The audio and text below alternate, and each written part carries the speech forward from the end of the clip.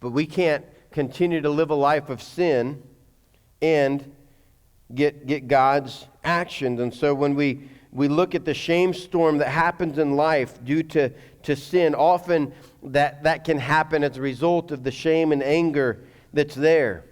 Our world is an addicted world. Megan and I were talking yesterday. I was looking at where we live in our previous community, and you could just almost name every neighbor that we had all the way around us, either a drug addiction or an alcohol addiction or a substance addiction. North America is addicted. We've given ourselves to so many things. Why? Because we're stuck in a shame storm. We don't know how to cope, and so we give ourselves to things to control us. And what does the Scripture tell us in verse 21 of James? Let's get rid of these things that are holding us down. Man, the church is on a rampage today. We're so worried about homosexuality. There's another sexual issue in the church today that's more rampant. And there's a billion-dollar industry in this nation that we can call pornography and other sexual misconduct that's tied to it. And we just don't want to address it. It's the elephant in the room. We can talk about overeating.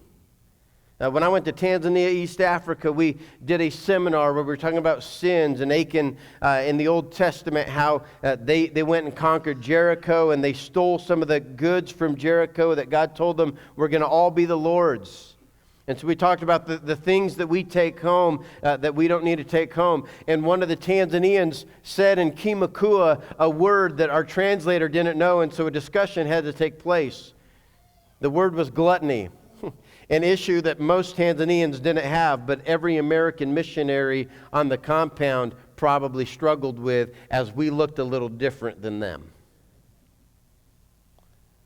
Other things that we do is sometimes in our shame we spend money.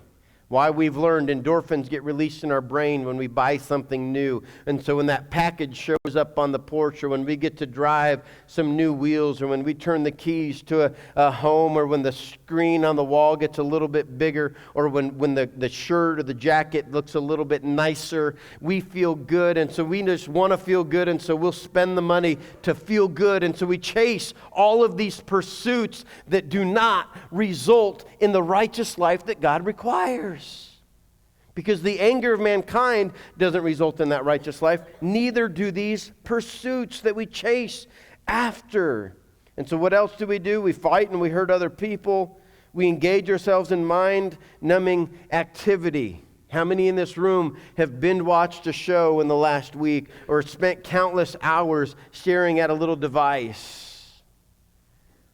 The enemy has us right where we want us. And so, friends, in the midst of our circumstances that frustrate us, let's start doing righteous actions that are way better. I'm going to challenge you, get in this book. Friends, I've told you before, if the only time we're in this book is when you're coming to hear a preacher, or you're going to small group or discipleship group,